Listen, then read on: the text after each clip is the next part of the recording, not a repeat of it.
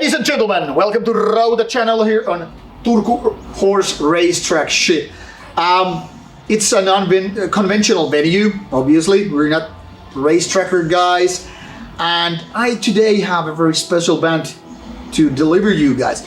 I know most of you are like, hey, bring us some old school black metal. And I say, piss off. We have more than just black metal for your people. And this is dedicated to Dionysius. Thanks for boarding with us. Now it's time for Usurper guys, Rick and Dan. Is this correct? You're correct. Yeah, right. All right. So these guys are from Chicago, the Windy City, the home of Al Capone. Yeah, that's Rick. That's where you've been in the scene since the 19th century first years. Oh yeah, you know. You're man. old as fuck, old as they come. Old fucker. Yep.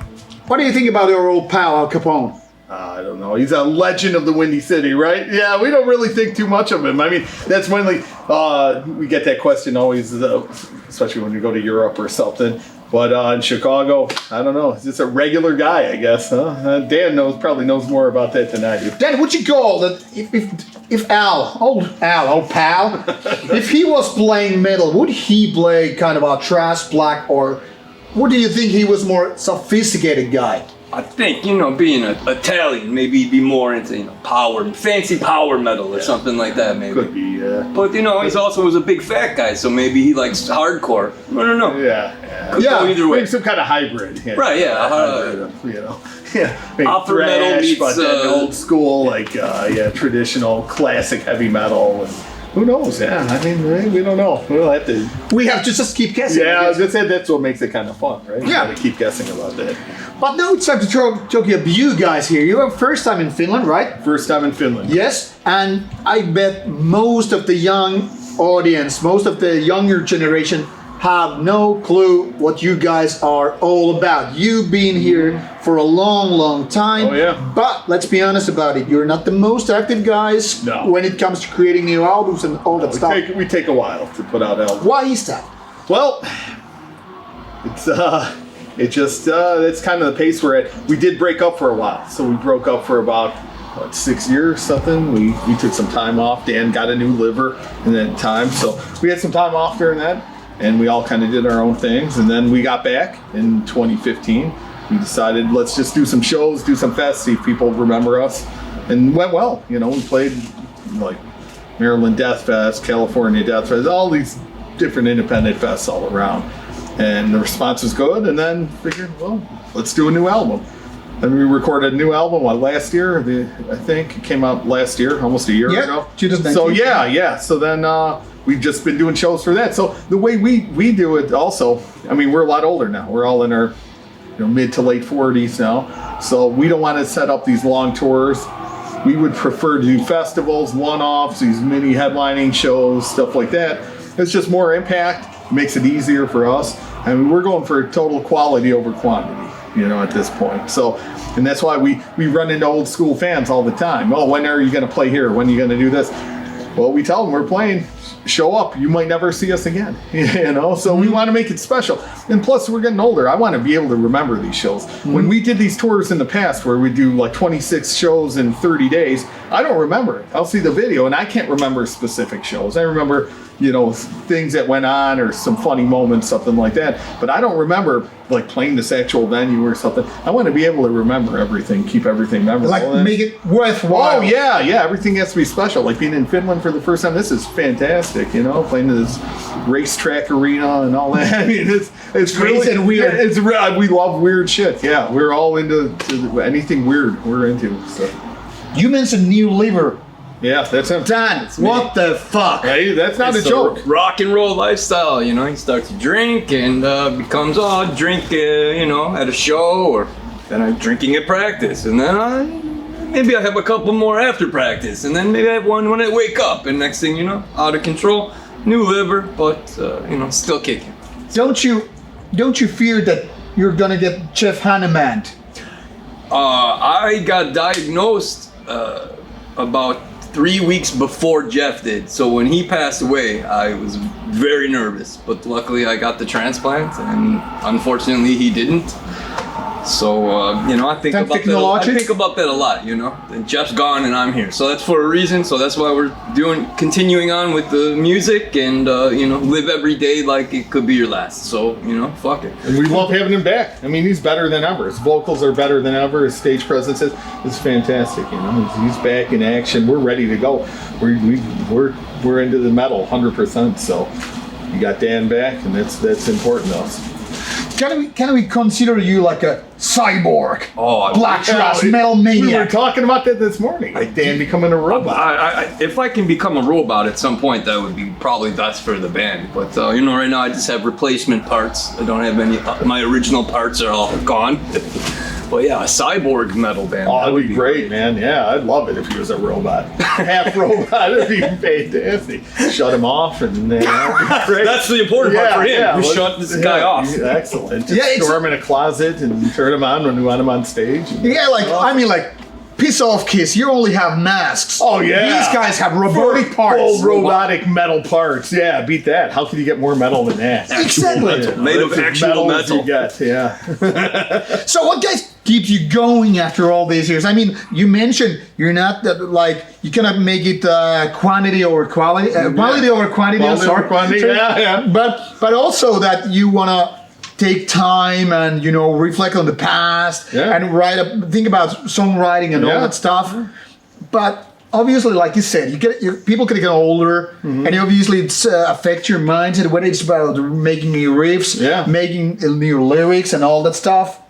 What keeps you ticking? What are the magic parts that make you going? At the base of everything, we're just old metalheads that just love metal.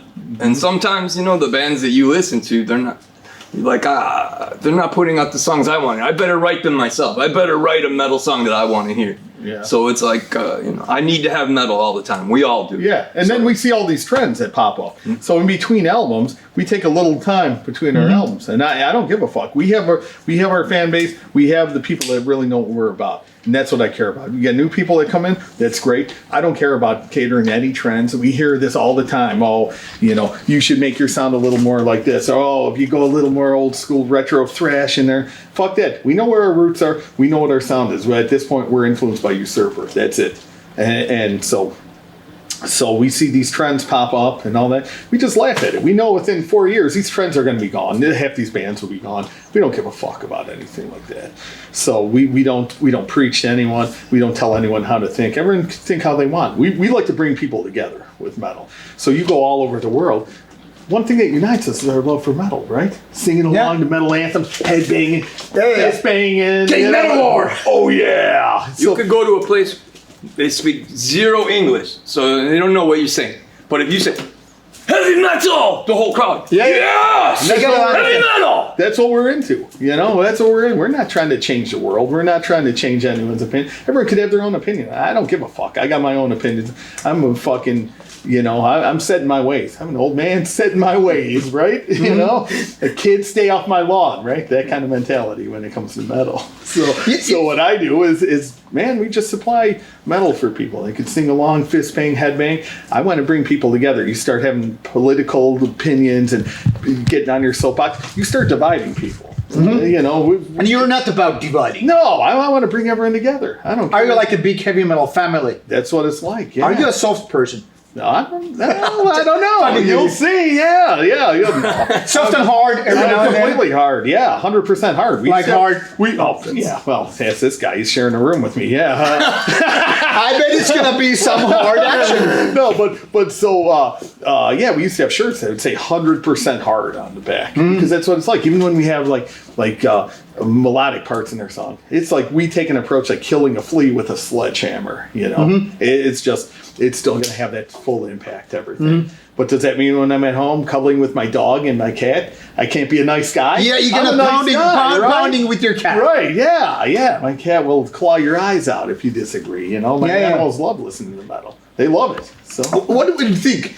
Which animal is more metal, cat or dog? Oh, man. Well, let's see. I got both. My dog's That's what I'm asking. I have both as well. But cat's pretty metal. They have a good attitude. They're more like... Fuck you. Yeah, I'm doing my own thing. But they don't have the herd mentality like dog, like. Oh yeah, right. So it's like dog's more like You know, you get some metalheads that just, hey man, from the second the doors open, they're headbanging, drinking. That's more like a dog and cat. More like they just want to hang out and.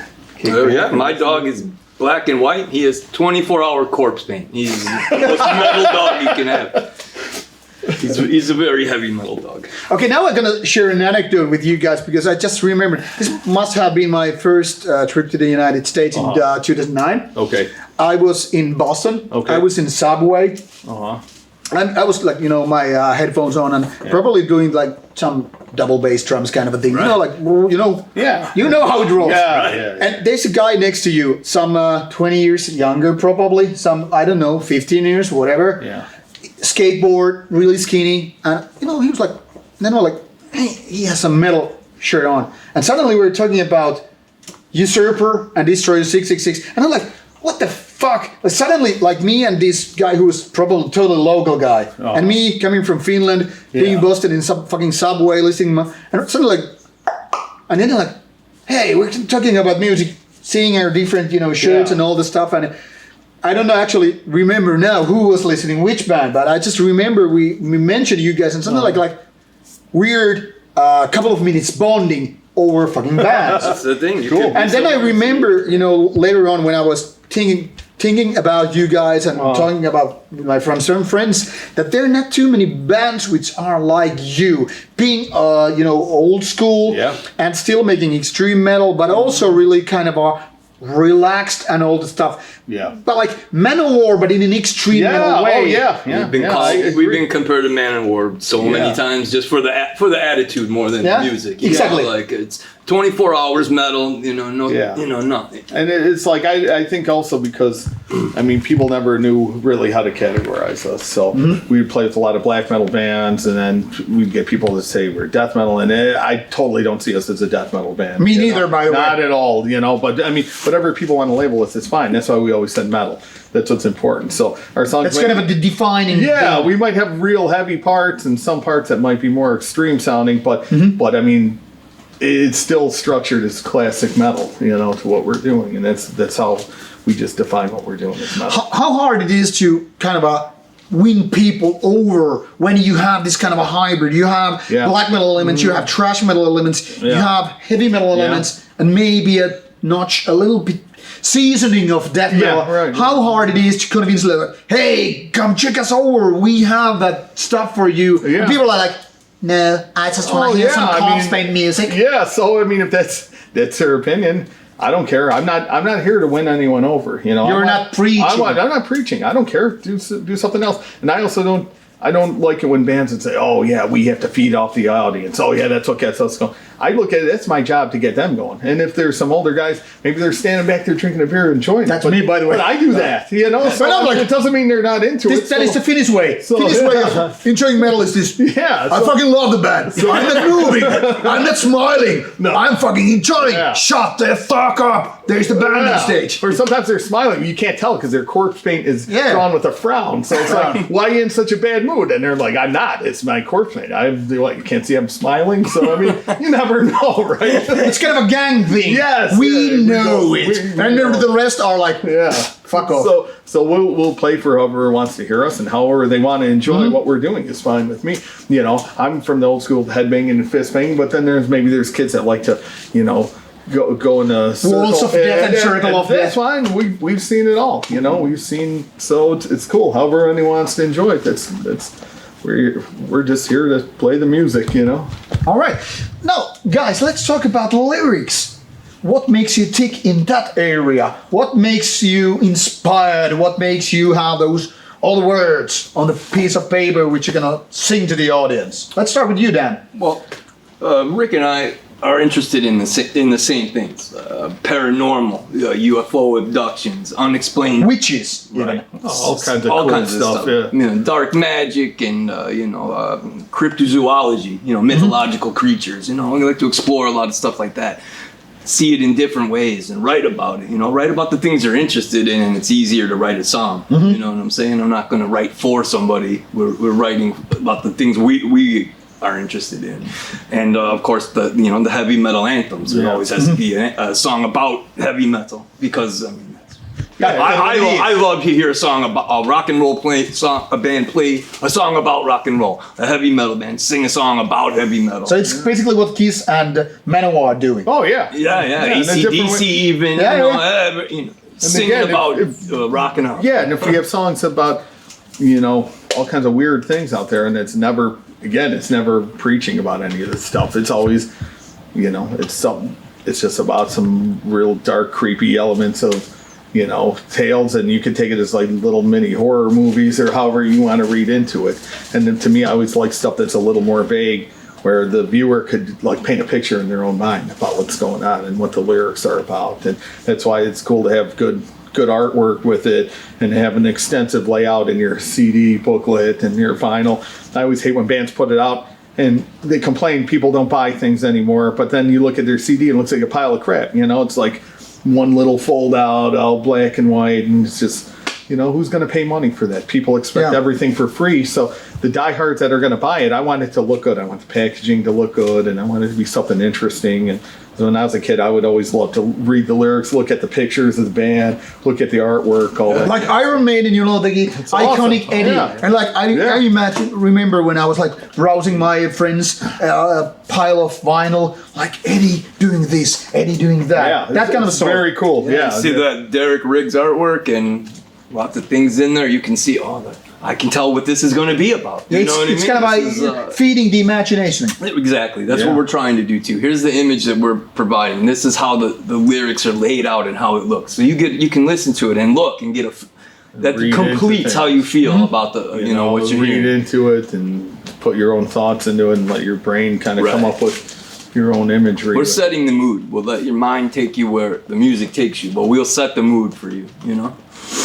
So what's up with the Gargoyles on your covers? Yeah, cool. I noticed, like I remember Twilight Dominion and their latest album. Yeah. Gargoyles are very much there. Now, being an old school geek with role-playing game background and all the fantasy stuff, I'm like, hey, these are Gargoyles. They're not some random statues. Yeah. What's your story? Well, they're very cool because they're hybrid creatures, right? And they're been around since the Middle Ages or whatever. And it's just cool because you get these cool looking hybrid creatures and they could symbolize a lot of different things. They're very misunderstood what they represent. Are they evil or good to you? Yeah, well, they're both. They can be it's both. Yeah. And it's like, that's the thing. It's always a battle between good and evil and everyone and everything and anything going on. So I think it's cool because they're misunderstood. So we even have a song, Gargoyle, on our new album. That's kind of the metaphor for metalheads, how misunderstood we are and how we come. I read the modern Gargoyles. Oh yeah. So I got one in front of my house. I got a statue of Gargoyle in front of my house. So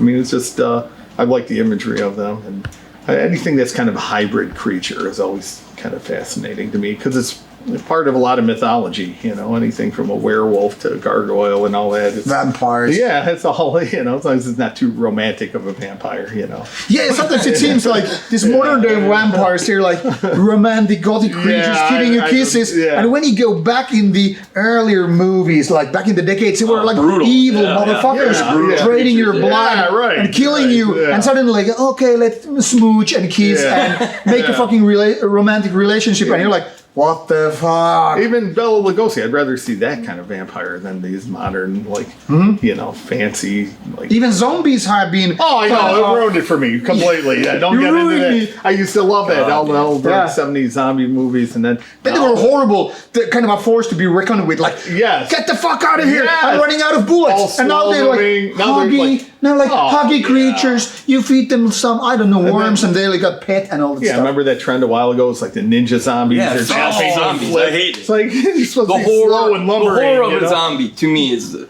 old Romero.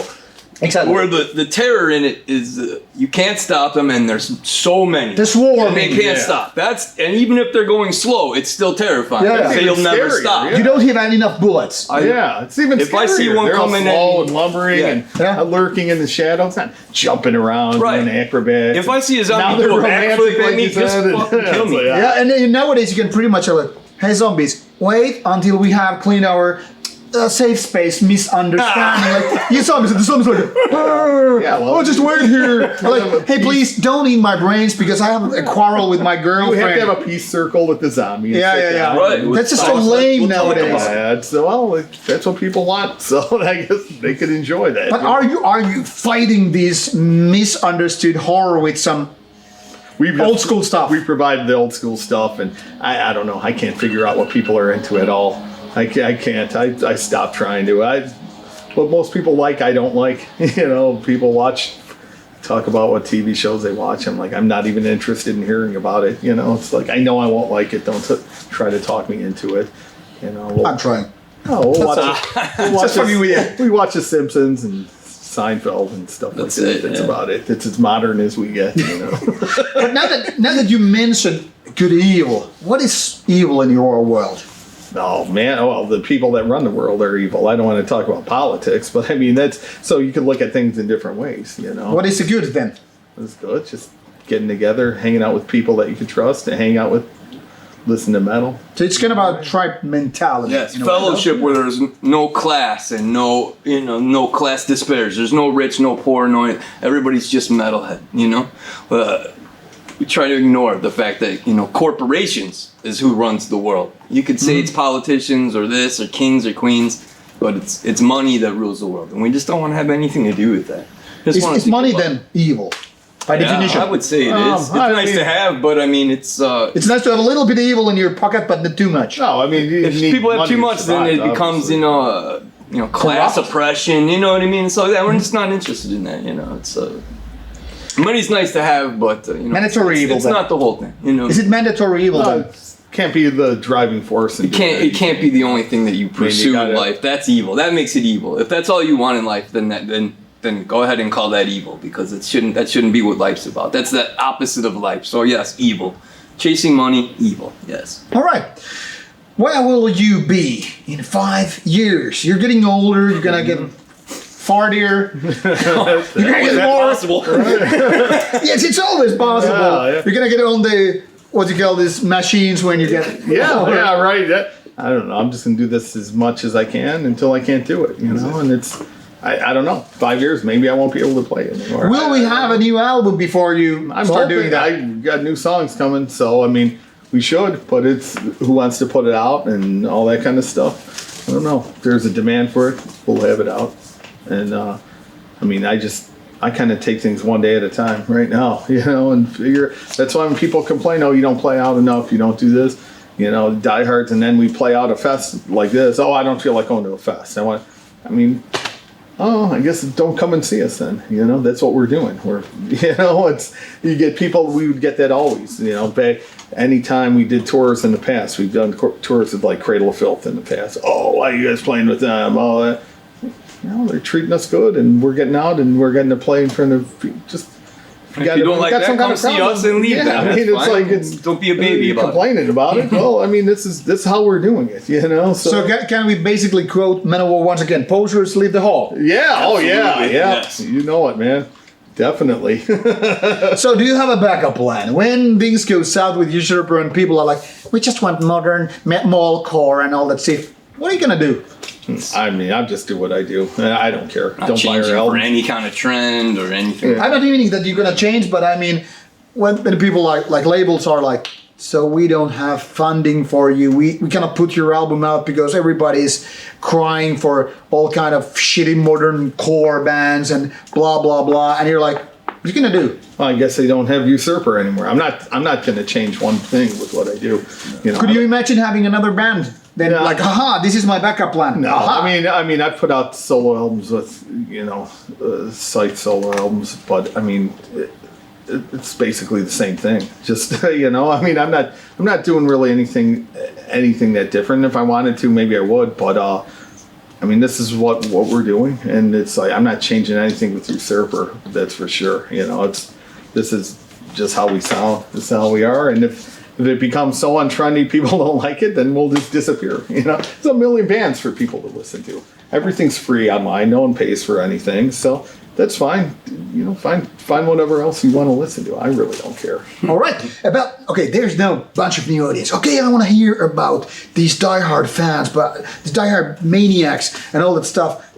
But I don't know which albums to start with. Now, if you have to exclude the latest album one, which one people should start with going about Usurper? Yeah, that's tough, man. I know, because everybody's like, start with that latest one. Yeah, well, you know, the diehards will always talk about, oh yeah, Threshold, Usurper, Skeletal Season. You know, we always hear that. But I mean, if I were to tell somebody to start listening, maybe I would start with Necronemesis, and that, to me, that's like that's kind of like the point where the songs were starting to get really refined, and you know, we were learning what just felt better on stage. Sometimes we'd have songs in the past that were too long or something that, you know, are good to listen to at home and stuff. Then we started playing more shows, like, so that kind of has a combination of all that. And then also Crypto Beast, that kind of has, to me, Twilight Dominion, Crypto Beast are good albums to start with, maybe. I would go with Twilight Dominion. Okay, Don't ask me. We play a lot of songs off that still. Yeah. So. Yeah, definitely. So,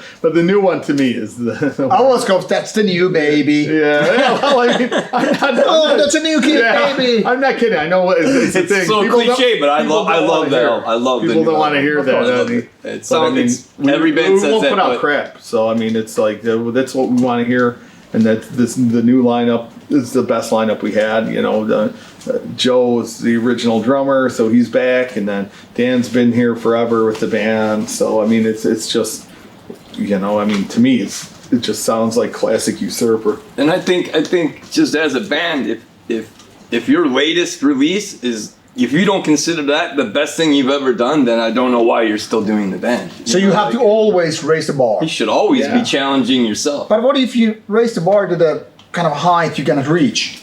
Well, then you're fucked. Yeah, you're fucked. That's you're it, fucked. Man. If you reach the creative ceiling and you can't, you know, advance anymore, then. And we all see bands that do that, right? We've all seen bands that do that. It's like, oh, wow, they can never get past that level, and they start putting out bad albums and all that kind of stuff. So basically, let's get it straight.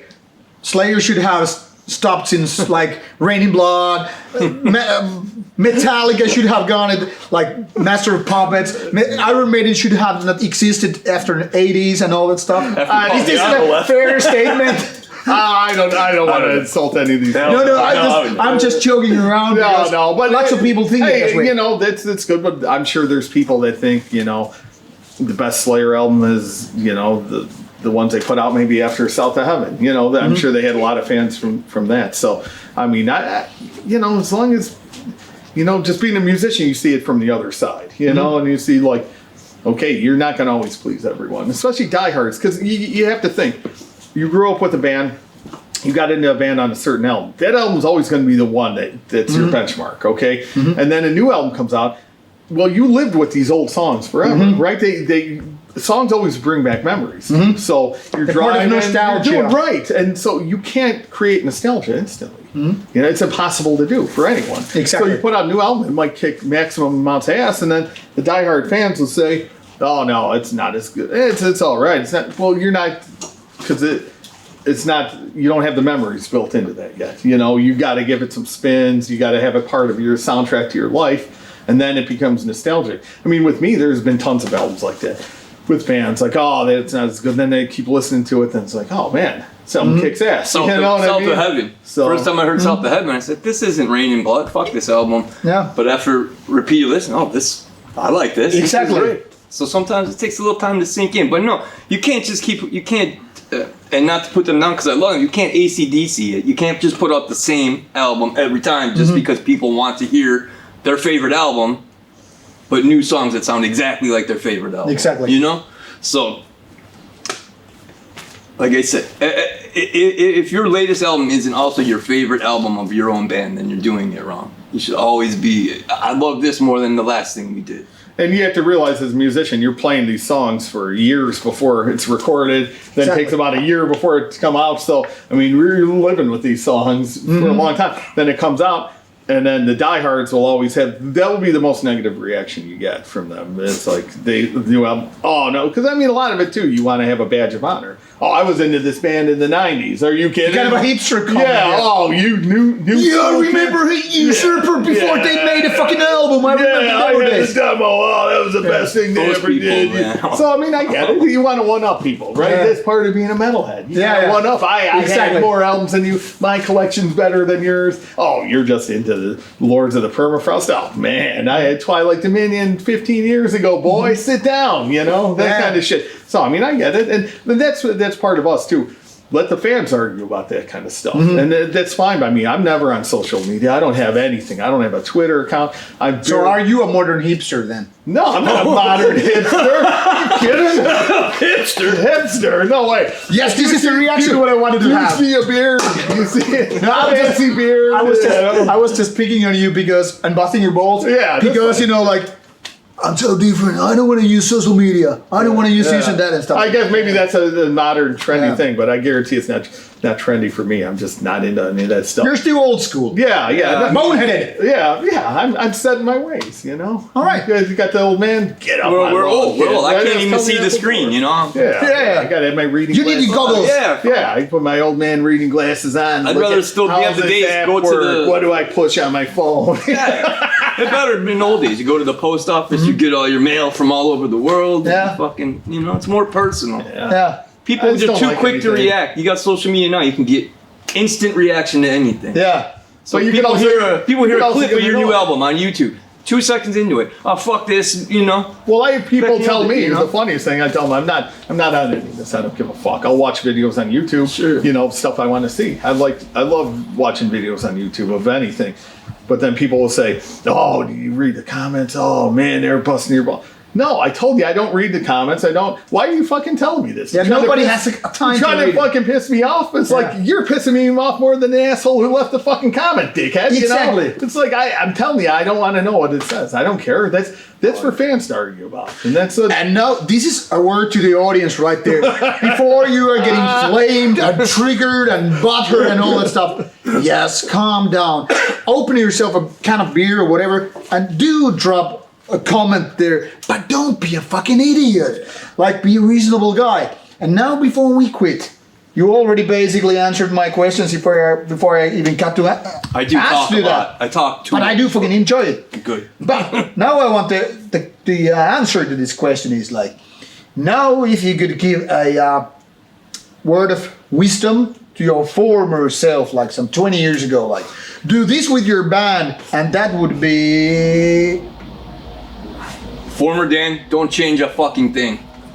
Now that's a good one. Rick, you cannot repeat it. You have to say Former something Rick, else. Don't even touch that guitar. Do something productive with it. All right. Go to college. So this is how things are done in the old school. It's not about social media bullshit. It's not about getting triggered, getting butthurt, getting flame wars, getting trolled. So, guys and gals over there, pick your guitars, bass, drums, or fucking trumpets. We don't really care. Do something creative. Use your mind to something worthwhile and be like these cool guys instead of being one of those, I'm just so fucking offended because over a comment on the internet. We are too old for that shit. yeah, Nobody gives a damn. Build a wall or don't. Dig a grave or, I don't know, fuck somebody. That's a good idea, maybe. So, this is my cue to thank you, Dan All right, thank you so much. and Rick. Thank you. I enjoyed And it. while these guys are live, go see their gigs. And now when you're wondering, so what is this band like? You will have the links to these guys' musical pages. So clickety-click and do your homework, listen to the music, and don't be a douchebag. That's always good advice. That's a good advice. Yeah, kick ass. Ass. This is all from Rauta and Metsämäki Racetrack. See you on the other side. Thank you guys, this Thank was you so really much. hilarious. All right. It's always nice to have some old school. Yeah, right.